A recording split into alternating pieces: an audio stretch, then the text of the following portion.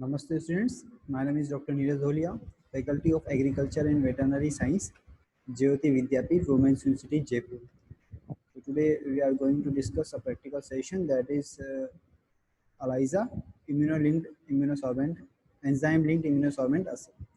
And the subject is Medical Biotechnology Lab. So let's start.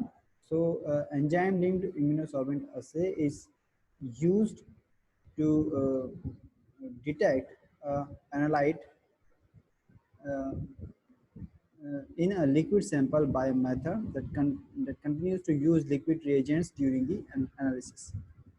So the basic principle is that an ELISA is to use to use an enzyme to detect the antigen antibody binding. So basically, we detect the antigen antibody complex which is formed by the action of the enzyme which is bind to the antibody. So there are various types of ELISA is there, and what are there? That it is broadly divided into two categories: non-competitive and competitive ELISA. And we will discuss first the non-competitive ELISA.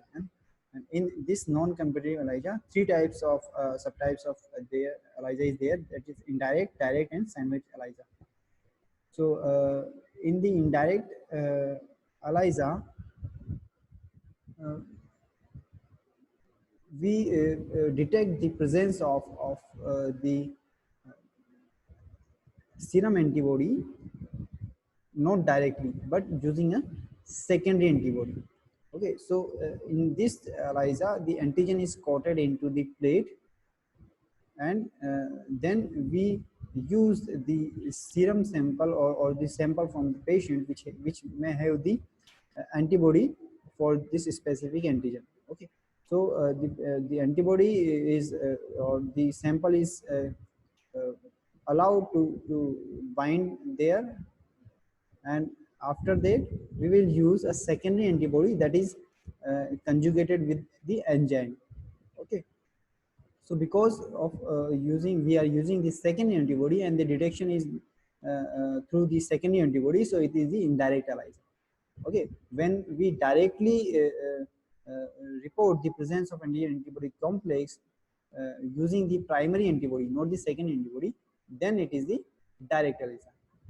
Okay, so the enzyme which is linked to the second antibody here, when we put the substrate, this enzyme convert that substrate into a colored product, and that is detected, and that is a positive result for the presence of the uh, antibodies there. Okay, so next is the direct ELISA. As I told that in the direct ELISA, we coat the antigen at a solid surface, and we use a enzyme linked primary antibody, enzyme linked antibody. And when the enzyme linked antibody is applied on the coated surface of antigens, it will bind there, and when we add the substrate, this enzyme converted into the product, and the presence is detected. So because we do not use here a secondary antibody, so it is not known as the direct ELISA. So now what is the sandwich ELISA? So in the sandwich ELISA, we coat the antibody at the solid surface. Okay, we coat the antibody, then we use a sample which may have the probable antigen, and then we use a labeled antibody. Okay, labeled antibody is used again, so it is a sandwich. How it is a sandwich? Because you coated antibody first. Okay, then sample is applied which having the antigen. Okay, then again we use uh, antibody which is enzyme linked. Okay, so in the first layer, antibody is there, then antigen, then again antibody. So this is a sandwich in which the antigen in between. Okay, so it is known as the sandwich ELISA. Okay, so what is the competitive ELISA? Okay, so competitive ELISA, it is known, the name suggests that the competition is there. So what is the competition? Competition of binding. So here we first we coat the antibodies on a solid surface. Then two types of uh, antigens are used. One is labeled and another is unlabeled. Unlabeled is from the samples from patient and labeled is from already prepared.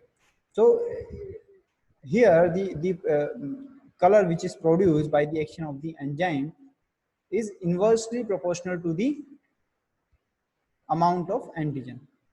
Okay, so because the antigen present in the sample is not labeled, while the antigen uh, which is labeled is not from the sample patient sample.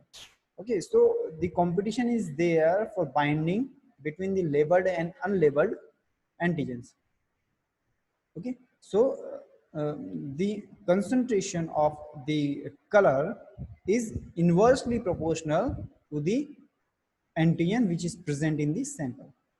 Okay, so this is the competitive ELISA. Okay, so next we talk that how to perform this ELISA. Okay, so for performing the ELISA, we need some reagents. Okay, so the reagents which is required detector, uh, microwave plate, or you can say a strip which have the coated antigens. Okay, then we use the multi-channel pipette. Then you use a washing device or washing buffers and micro plate washer and the stop solution, enzyme, blocking buffer, and coating buffer, etc. Okay, so what is the procedure? So first of all, antigen or sample is added to the plate. Antigen or sample. Okay, on and plate is already coated with the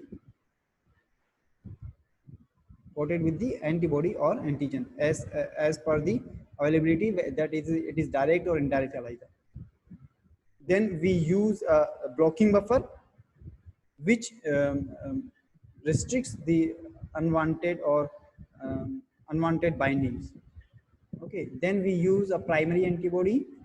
We add primary antibody, we wash again, then we use a secondary antibody. Uh, Sorry, we apply a secondary antibody that is conjugated with the enzyme. Okay, so after the adding secondary antibody, we again use uh, washing to remove the excess of secondary antibodies. Then we use a substrate, that is for example TMB substrate. And this substrate, when you add the substrate, it convert it converted by the labeled enzyme into the detectable form or colored form. Okay, so that is reported and that is a positive result. So hope you are satisfied with this detailed session. If you have any query, please write in the comment box. I will resolve that.